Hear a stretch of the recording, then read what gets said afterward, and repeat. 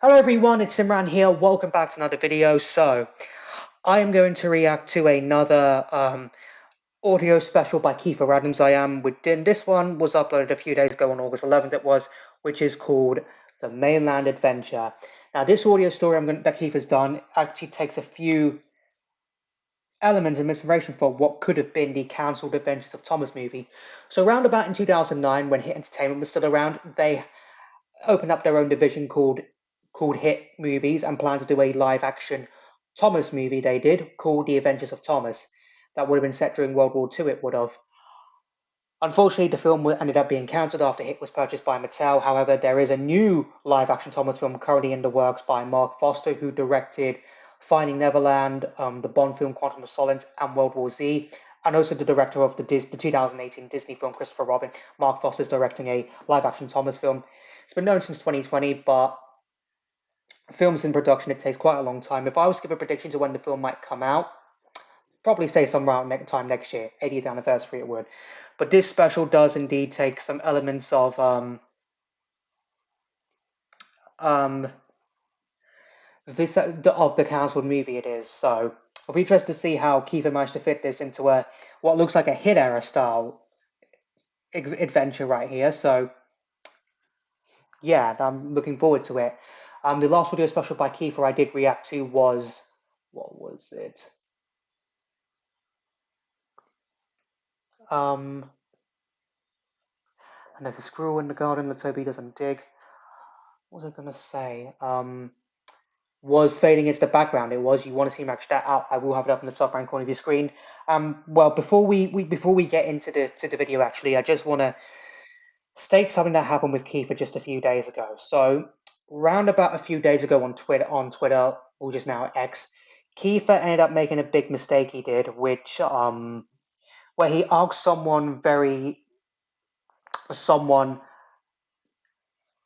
how old they were on his Twitter page, and they said underneath the age of 10. I don't know the full story because I don't have Twitter myself, but Kiefer got in a bit of hot water for asking whenever the fans,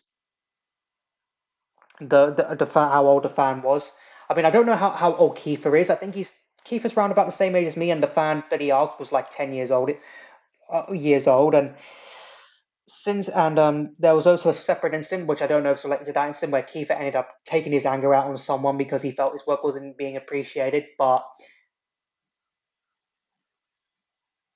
Ever since that small mishap that Kiefer had, where he supposedly ended up talking to a minor by mistake, he did, where because let's be fair, he didn't know the fan's age. The two people who are named Rabbit something and So Welcome, I believe, are trying literally to cancel him. They are trying to cancel Kiefer by calling him a creep. They are, and just saying how bad of how much of a bad person he is, how he exposed his true colors or whatnot, and just saying some hurtful things about him, basically trying to cancel it out. But I do know the full story, and basically Kiefer's lashing out was probably a combination of him overworking himself. And I did say in the comment on the community post on Kiefer's channel that he made about it, where he apologized for it. I said, look, Kiefer, if you really shouldn't be overdoing it because it can lead to burnout. It can, and I was like, just please be careful. And all honesty, can you all just give Kiefer a break, please? He made a mistake, all right. He made a mistake, but that doesn't make him a creep. It does because apparently he talked to a 10-year-old. He did. It does not make him a creep. He didn't. How is he supposed to know how old that fan is? That fan is. He doesn't know. Look, it was just a silly mistake that Keith has made, and he's owed up to it. Can you all just leave him alone? All right. That doesn't just because Kiefer makes one mistake, that doesn't mean he's a bad person. I swear, if you make a mistake on social media nowadays, you're straight up gonna be faced up with cancel culture. You make one mistake, people just try to cancel you. They do. They literally just try to cancel you. It is. Yes, Kiefer did something he shouldn't have done, and he admitted it was a mistake. He owed up to it, and he apologized. But can you all just like I said, just all cut him just leave him alone, because he just doesn't need to be bullied. Just because he made a mistake and supposedly asking a fan how old they were, and it turned out to be 10, doesn't make him a creep. You do realize that, and you know what, Kiva, you don't have to apologize for being autistic because you are who you are at the end of the day. You shouldn't have to apologize for being a fan of Thomas, being autistic. Those people, they just they just don't know what they some of them are just saddos who've got nothing better to do with their life. And Kiva has talked about leaving Twitter, and Kiva, if you're watching this, I don't blame you for leaving Twitter. It's pretty much now a hellhole ever since Musk took over it. And if I was to recommend you something better, I would recommend probably Instagram. Maybe get Instagram because that's what I use. Speaking of which, my Instagram account is public by the way. It has been public for the last few weeks. So if you do want to follow me on Instagram, I'll have a link to it in the description down below. But I just thought I'd get that out the way to let you know that Kiefer does still have my full support. That's why I react to his videos because Kiefer's work is probably some of the most underrated in the Toms community. These audio stories. I mean, the fact these audio stories are set within the TVS canon, and some of the stories tie up with actual episodes from the TVS. It just really goes to a lot to explain a few things, like in Sodo's early beginnings, like that video I reacted to, like how he explained why Edward had a grudge against cranes like Harvey and Rocky when they first arrived together, and because his experience with Preston. I just really like how he tries to give explanations to certain things, like the Arthur's Tricky Travel one based on the DVD game. He did a whole story of. All Kiefer's stories are some of the most creative they are, and this one definitely is going to be a creative one. It was funny enough. I said yesterday I told Kiefer that I was going to react to this special as soon as I could, and just like that, I'm reacting to it. So let's go ahead and see what happens. I think I've talked on for long enough.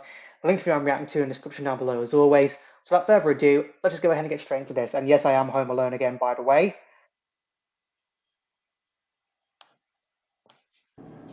The Mainland Adventure, written and told by Kiefer Adams. Thomas the Tank Engine loved working on the island of Sodor. So this is going to be Kiefer's model series version of Journey Beyond Sodor. He always felt like he was being really useful. Sometimes you could find him working on his branch line with Annie and Clarabelle. Other times you will see him helping out on the main line. And on the rare occasion, Thomas would get to make a special delivery to the mainland. But, as he was a small engine, he would only go as far as Barrow, which, as the other engines called, the station at the end of the line. Yep. Thomas had been working very hard in recent weeks, and the Fat Controller had a special reward for him one early morning. Thomas was at Tidmouth Sheds with Percy and Emily. He had been wondering about his reward for a few days. But now, as the Fat Controller arrived in his car, Thomas would find out what he was going to receive. "Good morning, Thomas," the Fat Controller began. "As you know, you've worked very hard on my railway, and I have organised a special treat for you." Percy and Emily looked at Thomas, who was bracing himself for what would come. "I have a small goods train that needs to go to Barrow," said the Fat Controller. "Their yards require an engine to do some shunting tomorrow. I have asked them if they would be okay if you went up there to help them, Thomas. Would you like to?"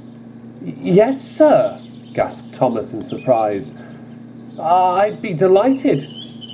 "Beg pardon, sir," inquired Emily, "but what about Thomas's work?"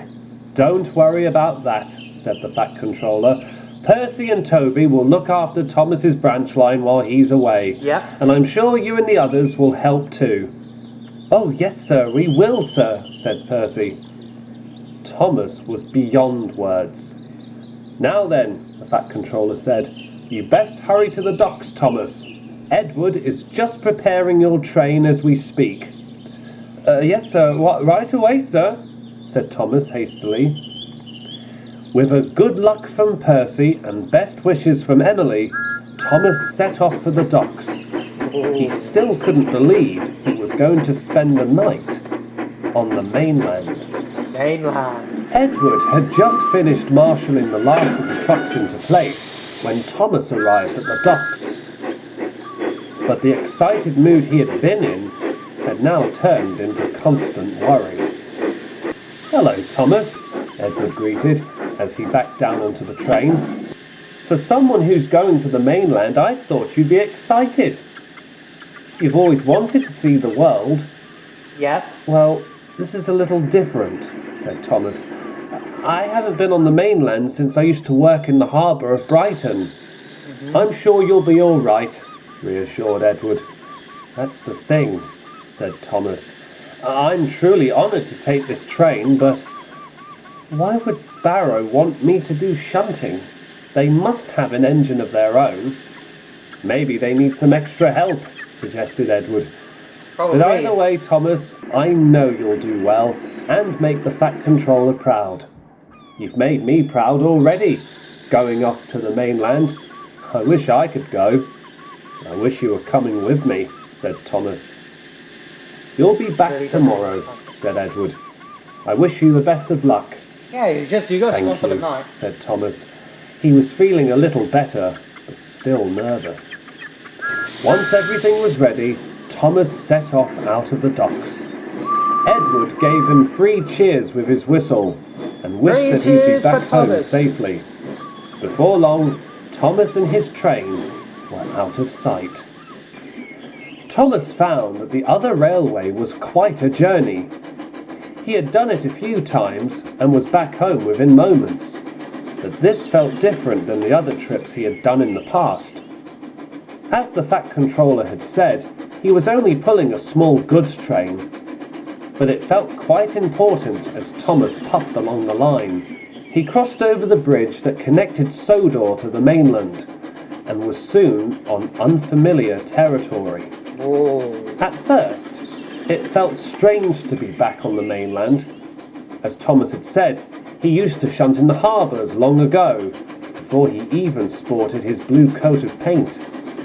But ever since Thomas had been on Sodor, the mainland had changed.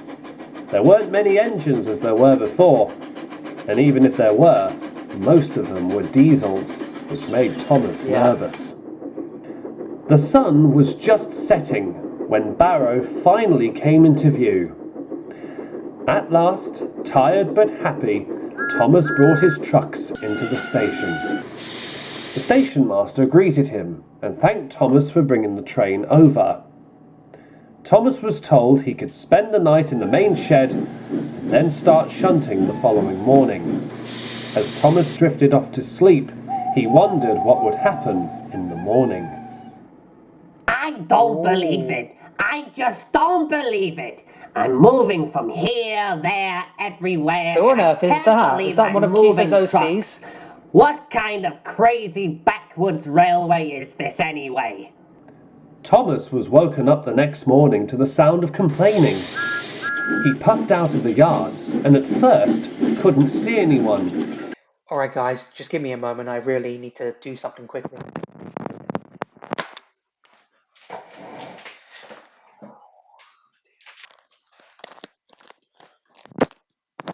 Sorry about that guys, but I really need to do whatever I did right there quickly.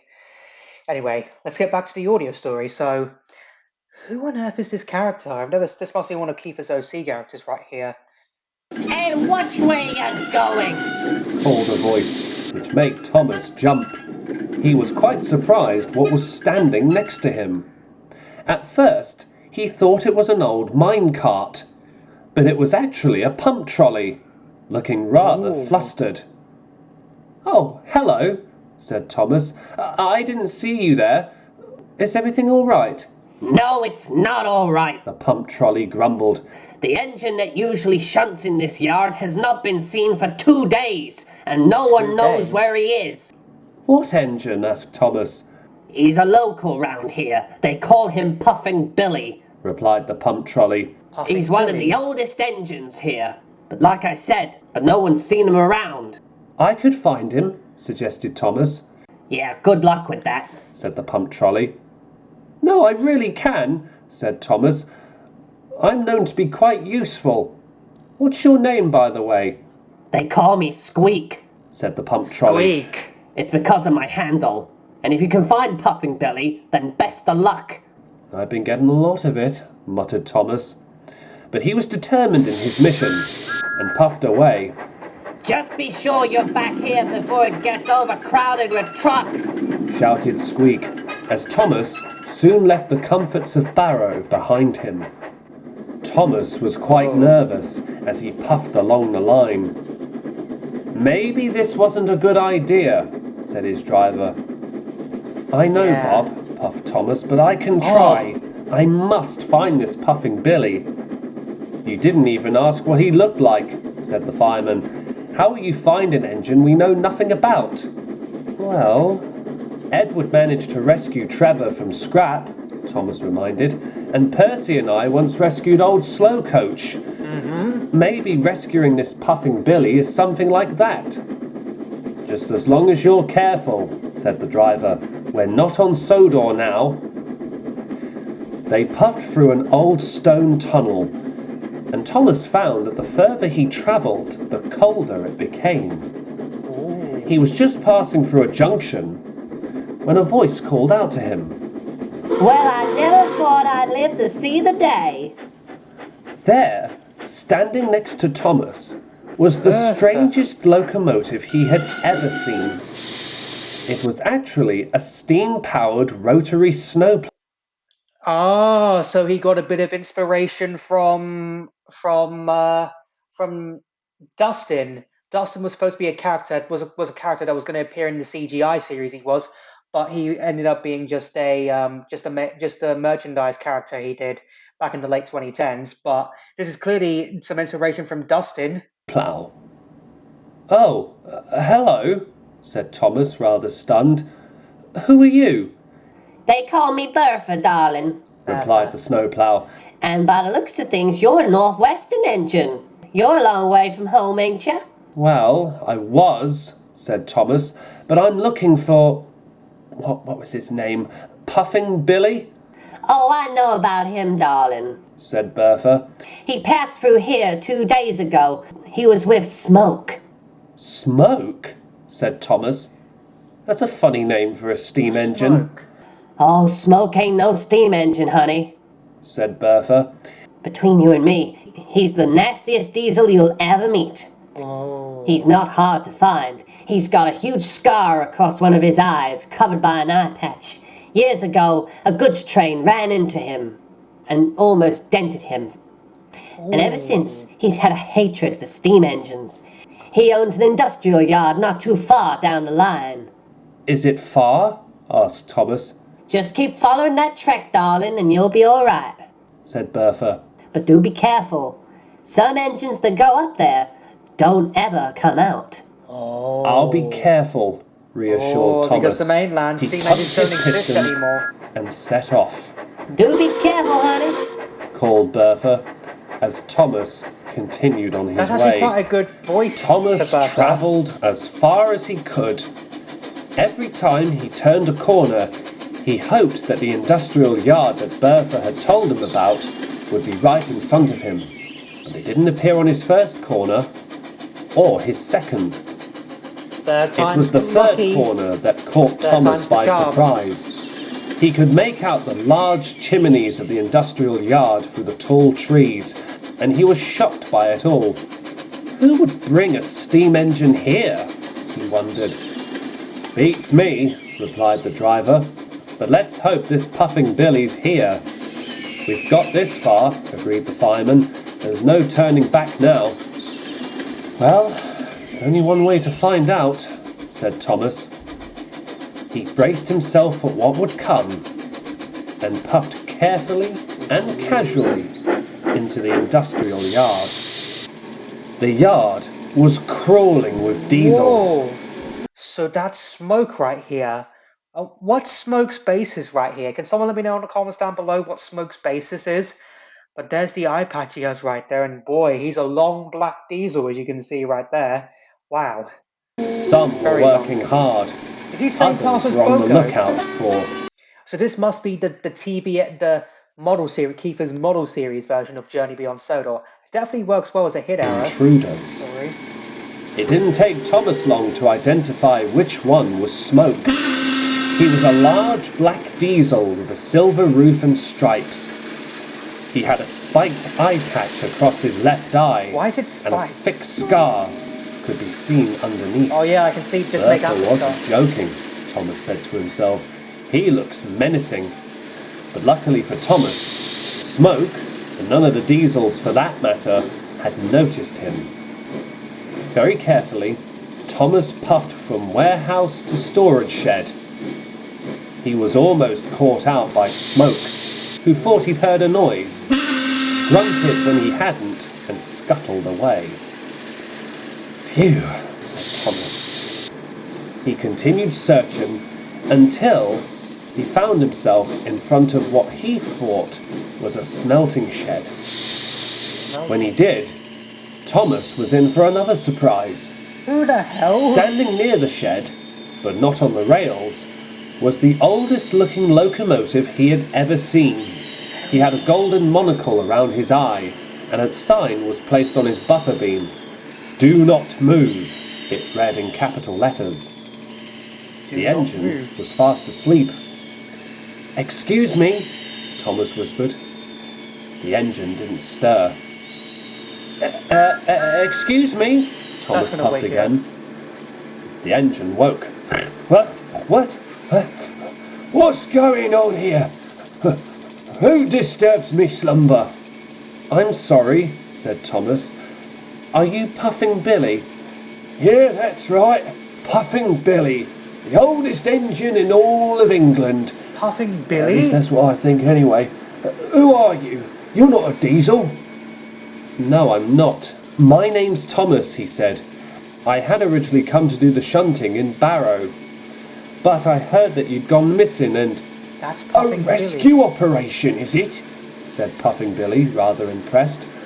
"Well, Thomas, you've certainly risked a lot to come and find me." "Bertha pointed me in the right direction," said Thomas. "Oh, good old Bertha," smiled Puffing Billy. "She's a good in that one. Anyway, Yep. we must hurry. You know what the diesels are like around here." Thomas agreed. Puffin Billy's crew were not too far away. They, along with Thomas's driver and fireman, worked fast to re-rail the old engine. By the time Puffin Billy was back on the rails, Thomas had turned around. "Here we go," he said to himself. Come on, The two come engines on. braced themselves for the challenge ahead. They had just left the sanctuary of Puffin Billy's area when... "Yoo-hoo! Yoo-hoo! shouted a passing diesel. Yoo-hoo! A steamer's escaping! Yoo-hoo! Yoo-hoo!" All of the diesels in the industrial yard were on alert, but none were quicker than Smoke. Yeah. When he saw Thomas darting out of the yards with Puffing Billy in tow, he charged for them. Come back here. He We've got a chase bellowed. sequence. That heap of scrap belongs to me. "Actually, it belongs to Barrow, but good luck with that," Thomas shouted back. He pumped his pistons and started to go faster. "Whoa, steady on, lad," called Puffing Billy. "I'm not as young as I once was." But Thomas was trying to avoid Smoke, who was now giving chase. Give me back my engine, you little blue runt. He shouted. Thomas tried to go faster, but at first it was impossible. Smoke started to gather speed. "What are we going to do?" shouted Thomas. "I've got it," Puffing Billy said. "There's a junction not too far ahead. I'm sure we can avoid him." "How?" said Thomas. "Leave it to me," said Puffing Billy. What's Puffing Smoke Billy's chased Thomas and Puffing Billy for almost another mile before the junction Puffing Billy had spoken of came into view. Thomas charged under it, whistling furiously. "Points!" Puffing Billy shouted. The signalman, witnessing the chase, knew exactly what to do. As Thomas and Puffing Billy charged under the signal canopy, the points changed. Smoke was too distracted with the chase to even notice. When he realized that the points had been changed for him, it was too late. No! He cried. Smoke was diverted into an unused siding. At the end of it, a brick wall stood in his path. Uh-oh. Oh, this is going to hurt. he groaned. It is. And of course it did. Smoke hit the wall with a loud crash. The impact was so powerful, smoke broke right through it. His buffer beam was dented, one of his cab windows was cracked, and his engine sputtered to a stop. All Smoke could do was watch Thomas and Puffin Billy disappear into the distance. By the time one of the diesels from the industrial yard came to collect him, Smoke was a battered, bruised, and defeated engine. Wow. A little later, Thomas had finished all the shunting in the yards of Barrow. Squeak had also helped and was quite grateful. Thomas was just finishing up ready to head home when a shrill whistle was heard. Topped up with coal and now cleaned and polished was Puffing Billy. "You look much better," puffed Thomas. Yeah, he definitely "It does. wouldn't have been possible without you," Puffing Billy said.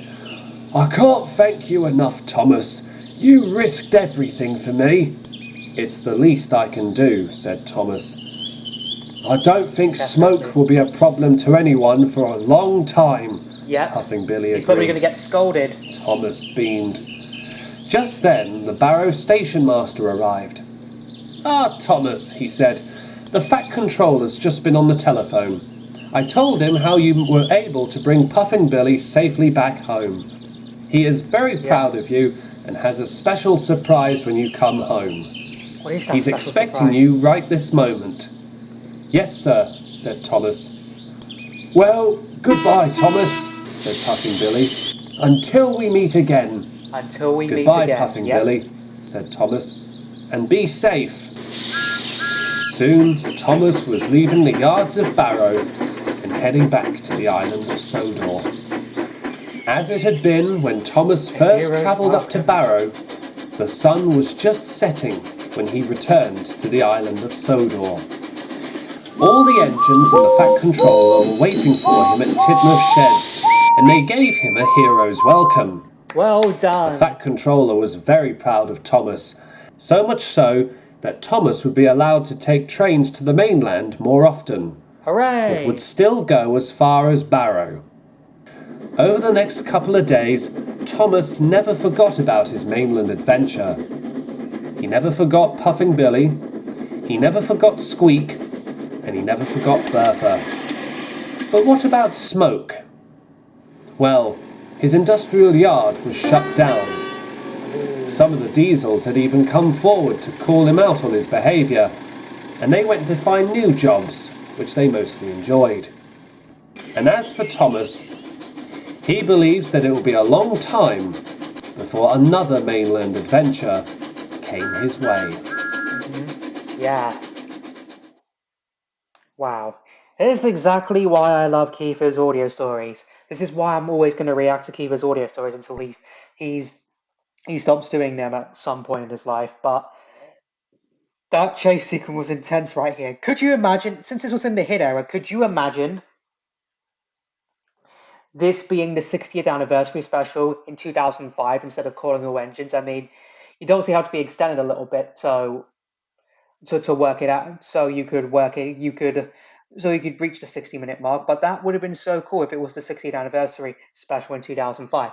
It's not that I don't hate Calling All Engines, but because I do think that Calling All Engines did a lot of good things. It did. Just the learning segment you need to cut out, maybe swap it out for the deleted scenes.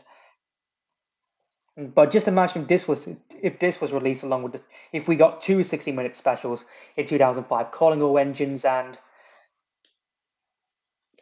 this special. That would have been so cool. Or maybe not 2005, maybe 2006 if possible. If we got this special during like season 9, well, between season 9 and season 10, that would have been so cool. Would have been so cool. It would have. But yeah, wow. I really like some of the characters and their bases right here. I mean, obviously Bertha was inspired by Dustin. She was. I mean, look at Smoke. Looked absolutely terrifying. He did. Definitely has potential to appear in more fandom stories as a villain. He does.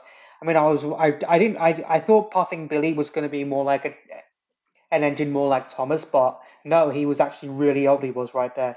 That chase sequence was good. I mean, the crash, oof. I mean, and well, his place got shut down in the end, and even some of the diesels called him out for his behaviour. But we don't know what happened to Smoke himself. So maybe that's a mystery for another day. It is, but that was definitely a good story. Definitely the model series version of Journey Beyond Sodor. Yeah, and Squeak was a different, interesting character with an interesting basis. He is. I also like Smoke's bases and also Puffing Billy's bases. So